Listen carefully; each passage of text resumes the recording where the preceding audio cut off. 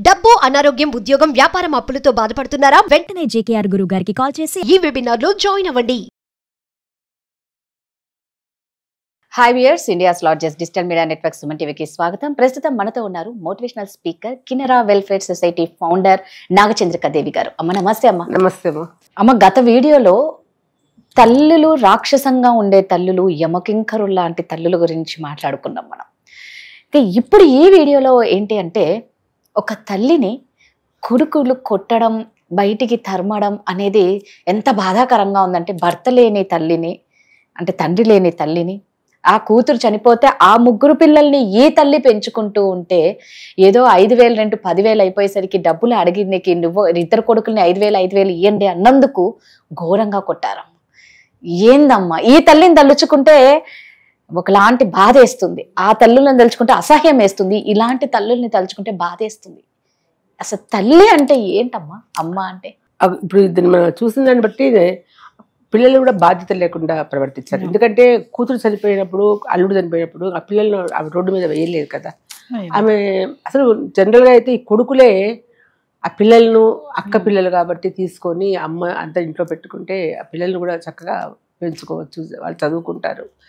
ఆలోచన ఎందుకు లేదు అని అనిపించింది నాకు కూడా చూస్తే. అసలు ఇదే కాదు రాదా, నేను ఇంతకుముందు ఒక షూట్, ఇది మన శ్రీహరి గారు తమసోమ అసతోమ సద్గమయ్య, తమసోమ జ్యోతిర్గమయ్య అని చెప్పేసి ఒక షూట్ పెట్టినారు. ఆయన ఇలాంటి వాళ్ళని అందరినీ వెతికి తీసుకొచ్చి మాట్లాడించేవారు అనమాట. అప్పుడు నాకు ఇంటర్వ్యూ చేశారు నన్ను ఆయన. ఆ టైంలో ఒకటి విన్నా నేను. ఒక పెద్ద ఆవిడ వచ్చారు, 95 సంవత్సరాల ఆవిడ. ఎవరు ఆవిడ అని అడిగితే, ఒక ఆమెను వరంగల్ దగ్గర 90 సంవత్సరాలు ఆమెకు 4 కొడుకులు పెంచి పెద్ద చేసింది. అంతే వాళ్ళు జాబులు చేస్తున్నారు, చిన్న చిన్న జాబులే అనుకో. 4 కలిసి ఆమెను తీసుకొచ్చి రాత్రిపూట ఒక కాలువ దగ్గర పడేసి వెళ్ళిపోయారు. కాలువ దగ్గర ఆమె 3 days ఆ కాలువ దగ్గర ఉంది. ఎవరో చూసి దాన్ని పోయే వాళ్ళు చెప్తే ఒక ఓల్డేజ్ హోమ్ వాళ్ళు వచ్చి ఆమెను తీసుకొని వెళ్ళారు. లేకపోతే ఆవిడ అక్కడ చనిపోయి ఉండేది. అసలు తల్లికి కానీ తండ్రికి కానీ ఆ వయసులో కావాల్సిన ఇంత ప్రేమ, ఇంత భోజనం తప్ప వాళ్ళు ఏమీ అడగరు. కానీ ఒక్క తల్లి 4 పిల్లల్ని పెంచింది, కానీ 4 పిల్లలు కలిసి ఒక తల్లిని పెంచలేకపోతారు. ఏంటి ఇది అసలు అర్థం కాలేదు. అంటే ఆమెకు అన్నం పెట్టడానికి బరువు పడుతున్నారా? సో ఆస్తులు, ఇప్పుడు ఎట్లయినా కూడా ఆస్తిలో తల్లికి ఒక భాగం అనేది ఉంది, తండ్రి వాళ్ళకు ఉంటుంది భాగం. తల్లిదండ్రులు చేసే తప్పు కూడా ఒకటి చెప్తున్నా నేను. పిల్లలను అతి ప్రేమ పెంచుకొని వాళ్ళ మీద ఒక భరోసా పెట్టుకుంటారు. నన్ను పెంచాలి వాళ్ళు, మమ్మల్ని కూడా మేము పెంచాం కాబట్టి వాళ్ళు మమ్మల్ని చూడాలి అని అనుకుంటారు వీళ్ళు. నన్ను అడిగితే ఈ కాలంలో వాళ్ళ భరోసాలు పెట్టుకోకూడదు. మనం కన్నాము, వాళ్ళని పెంచాము, వాళ్ళ జీవితాలు వాళ్ళు చేస్తున్నారు. కానీ ఒక్కటి, ఆస్తి మాత్రం ఏదైనా ఉంటే వీళ్ళు చనిపోయేంత వరకు ఎవరికి ఇవ్వడానికి లేదు. అది చట్టంలో కూడా ఉంది. అది చట్టం అనేది ఎవరికి తెలియడంలే. 2007లోనే వచ్చింది ఈ చట్టం అనేది. మనం అక్కడ ఆర్డీఓ వాళ్ళు, కలెక్టర్ గారు, పోలీస్ స్టేషన్ ఎక్కడ వీళ్ళు వెళ్ళి మాట్లాడితేగినా ఆయన ఖచ్చితంగా వాళ్ళు ఆ కేసు తీసుకొని వాళ్ళు వచ్చి పిల్లల్ని పిలిపించి అక్కడ ఉండే సమస్యను సాల్వ్ చేస్తారు. ఇది ఎంతమంది చేస్తున్నారు? ఎందుకంటే మేము పోలీస్ స్టేషన్కి ఎందుకు పోవాలి, పిల్లల మీద కేసు పెట్టినట్లు అవుతుంది కదా అని చెప్పి ఒక విధానంతో వాళ్ళు వెళ్ళరు.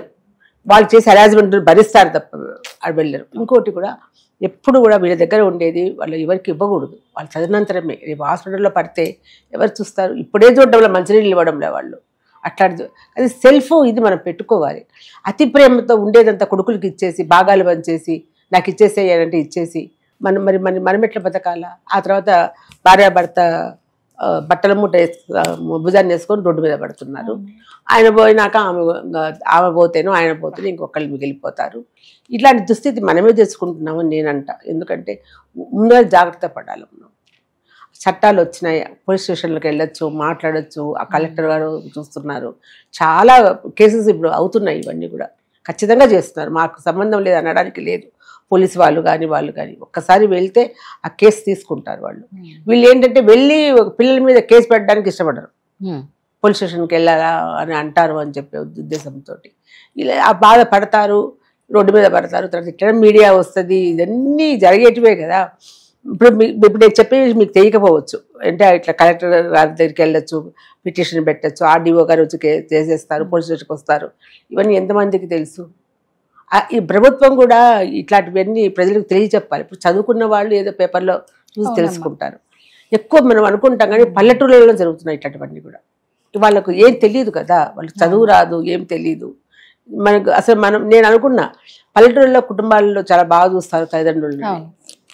ఏమీ లేదు. నాకు తెలిసిన పల్లెటూరులో ఒక పల్లెటూరులో ఆ తండ్రి ఎంతో 8 ఎకరాలు సంపాదిస్తున్నాడు. కనీసం ఒక చిన్న గోసి పట్టుకొని చిన్న అది ఖద్దరిది ఏదో షర్ట్ వేసుకొని ఎప్పుడు చూసినా చిన్న గుడిసెలో కింద కూర్చొని ఉంటాడు. ఆ పొలాలు అవి చూసుకుంటాడు. ఆ తల్లి అయితే పొద్దున్న పొలంలోకి దిగిందంటే రాత్రి వరకు అక్కడ చేస్తూనే ఉంటుంది ఆమె. తండ్రి చనిపోయినాడు, అతను చనిపోయినాడు, భర్త చనిపోయినాడు. కానీ ఆమె ముసలామని ఇప్పటికీ పని చేస్తోంది. ఆ కష్టం కొడుకులు పెడుతోంది. వాడు ఇక్కడ అన్నం పెట్టడానికి వాడు ఇష్టపడడం లేదు. ఆమె నాకు చెప్తోంది అనమాట.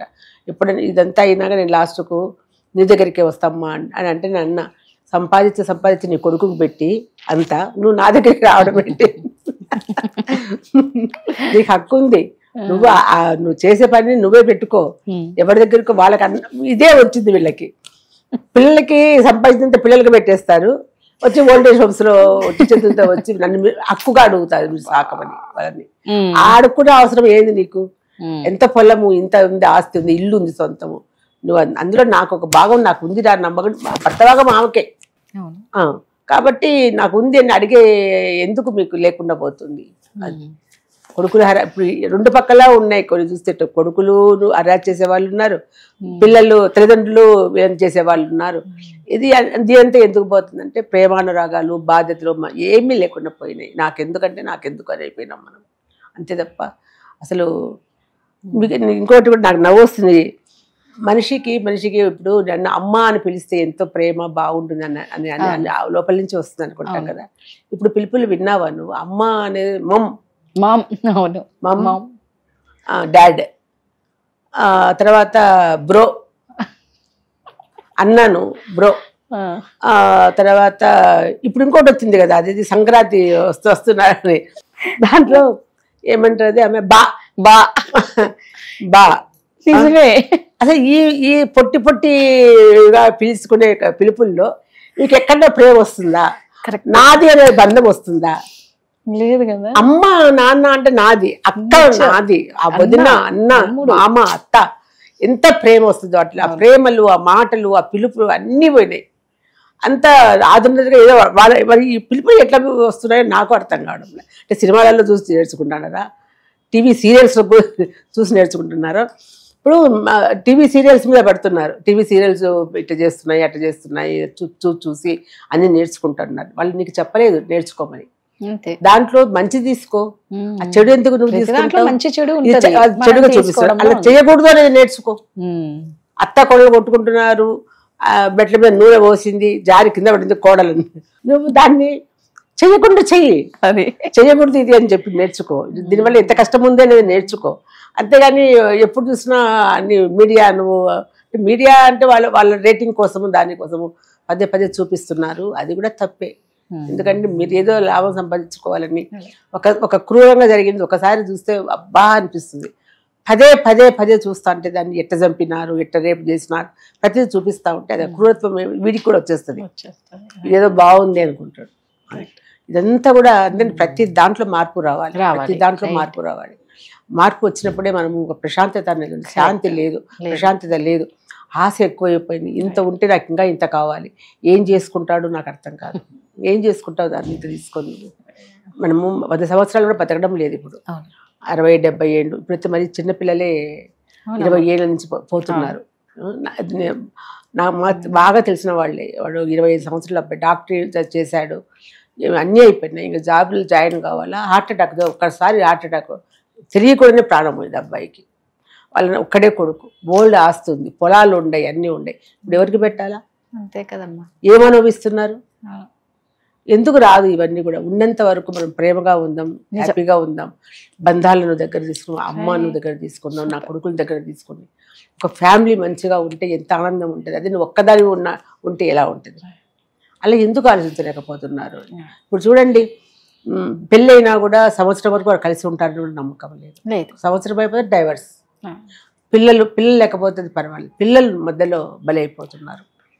అన్ని బంధాలు ఎన్ని కూడా ఫ్యామిలీ ఇది లేకపోయినప్పుడే అర్థం తెలియదు, ఆ ప్రేమలు తెలవదు, అర్హత ఏమీ లేదు, బాంధవ్యాలు తెలవవు, అన్నీ కోల్పోతున్నాం అన్నమాట. అది ఇప్పుడు వచ్చిన బాధ. థ్యాంక్ యూ అమ్మా.